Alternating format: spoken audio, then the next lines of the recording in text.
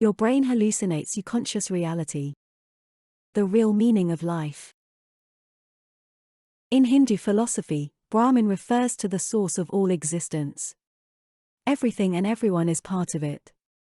The source is God, but beyond space, time, matter, and human perception. It is like an infinite ocean without a beginning or an end, and just as it's impossible to grasp water, it's impossible for the analytical mind to grasp the absolute truth that the source is. You can only comprehend it when you go within. Ultimately, we are all one, which means that the source, or God, or the ultimate truth, is already within us. In order to attain the absolute truth and realize our oneness with the source, we must pass through the ego. But why do we have an ego that hinders our oneness with the source, and how do we ascend from it? The answer will be presented in two parts. Let's begin by exploring why we have an ego. The source of all creation unfolds into different manifestations of itself, which allows the source to explore, express, and experience itself. Due to the infinite nature of the source, this process is never-ending. In other words, without experience the source cannot discover what he is like, since it is only an initial innocence. The source has to create some kind of medium to explore and experience itself, and that is the universe. The source's true nature is oneness, peace, and love, but without contrast the source would not know that. Source must project the illusion of egoic consciousness in contrast to itself in order to understand what he really is. Evil, darkness, separation, and everything else associated with egoic consciousness is ultimately not real, it is only the absence of love. The source is love. For these reasons, nothing real can be threatened and nothing unreal really exists, and herein lies the peace of the source, which we also call God.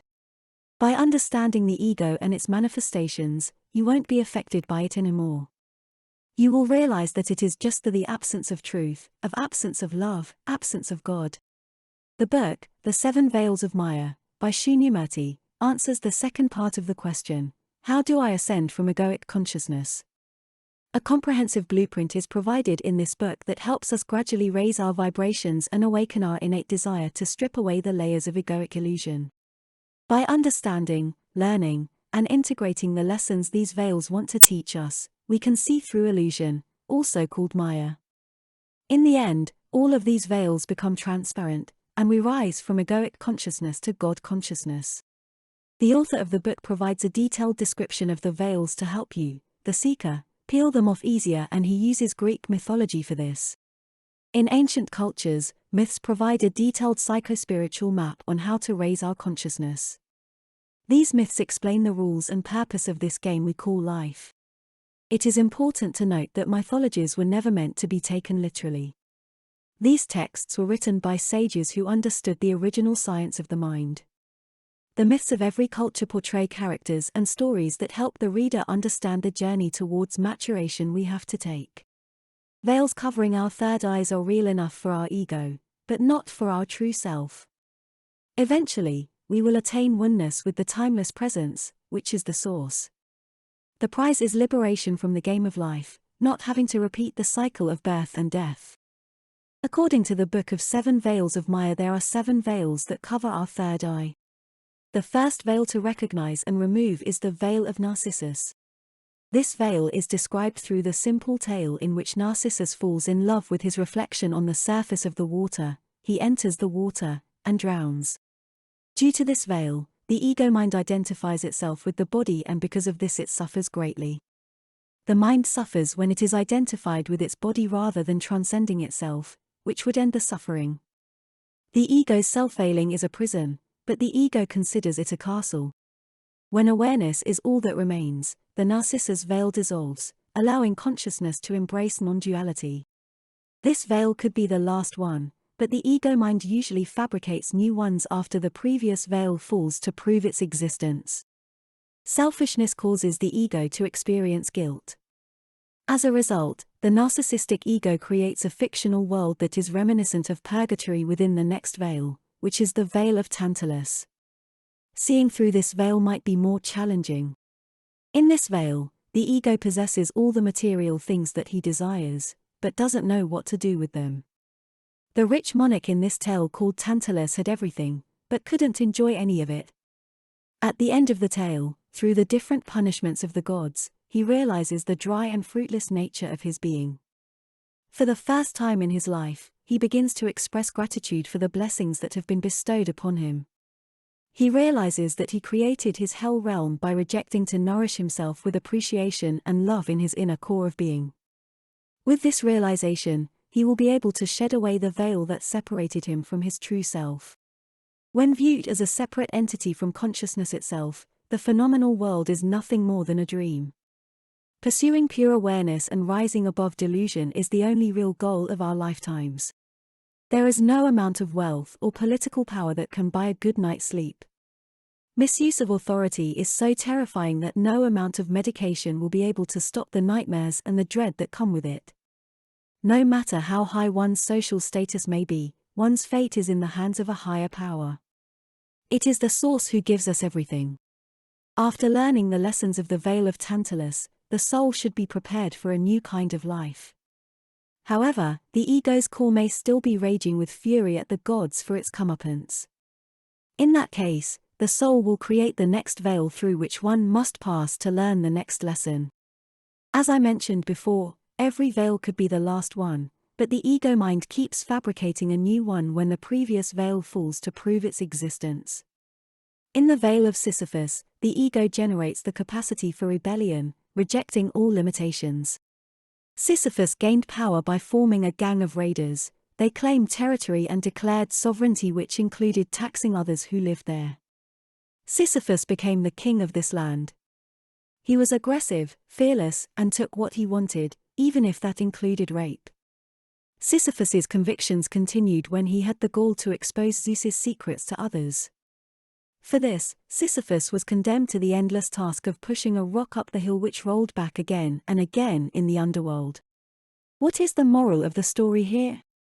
This is extremely relevant to humanity today, as people are locked into lives of absurd drudgery as wage slaves of the system. In the veil of Sisyphus, the ego self is utterly selfish, fears nothing, and respects no law. Sisyphus wanted nothing less than total freedom from the matrix.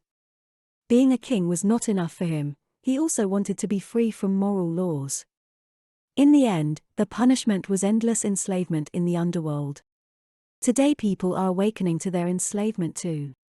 When Sisyphus opens his heart to divine love, all limitations vanish, not through aggression, but through surrender. The ego realizes that it must negate itself. Nothingness gives rise to fullness. Thus, Sisyphus is reborn as Orpheus. In the first veil, the ego was obsessed with its body image and did not see anything else. In the second veil, consciousness only valued objects, and collected them without being able to enjoy them. In the third veil, consciousness recklessly used and misused the objects as well as others. The fourth veil, the veil of Orpheus, explores love projected on another human being, but the Orpheus's type of love is attached to the ego, which makes its failure inevitable. Orpheus will learn his lesson of this veil by losing the beloved person, and therefore a higher form of devotion can finally arise. In the end, it is understood that the self is absolute love. Two cannot become one. Each must die alone. But in its final act, love itself is raised to a higher level and Orpheus's ego surrenders to radical acceptance. Orpheus was murdered at the end of the story, but with this the veil he lived in is ripped away by his murderers. As the soul matures through despair, it is able to transcend from earthly to eternal love. The love that is the substance of self-love in non-duality exceeds all potential of human existence.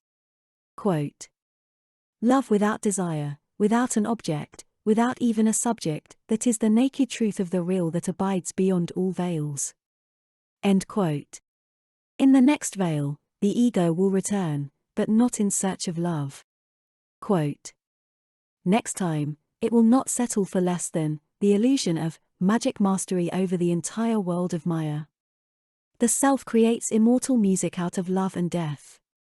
Every human life is only a musical instrument being played by the gods.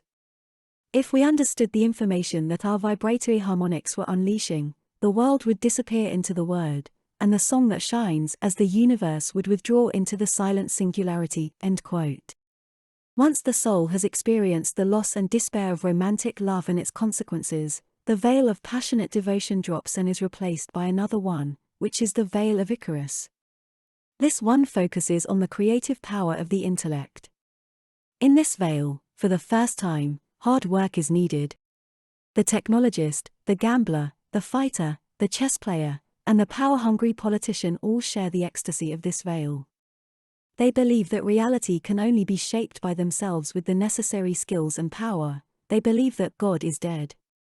The ego in this veil becomes drunk on its own seemingly limitless power. If self-discipline is not combined with a humble heart, true victory cannot be achieved. Quote, "The Icarus complex can be awakened in almost anyone, just by their receiving a little touch of fame or too high a dose of a psychedelic chemical. The veil of Icarus has been the ruin of many mystics as well as martial artists. If one becomes sufficiently mature and self-controlled, one can qualify to pierce the veil of mind itself and truly fly into the absolute void." End quote. The consciousness that has erased all interest in achievement and power within the matrix, having no motivation to conquer the world with its intelligence, will find itself enveloped in the veil of logos.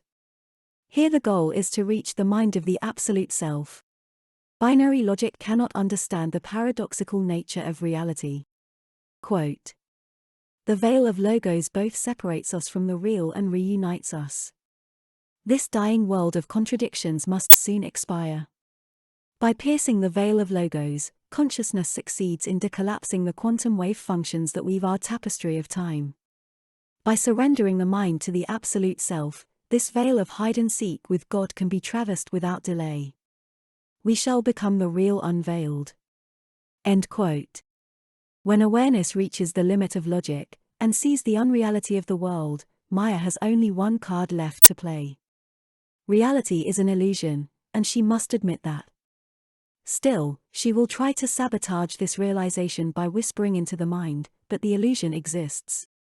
The seventh veil, the veil of ontus, can only be removed by freeing awareness from thought.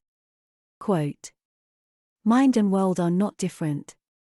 Awareness that has been alchemically purified of all projections is the only instrument capable of attaining the real, because pure awareness is the real." This is a very subtle point. Awareness is not the same as consciousness or mind, because it is free of thought, free of content, free of any frame of reference, free of any world, free of space, time, energy, and change. End quote. When one realizes one's unreality as a being, a paradigm shift occurs.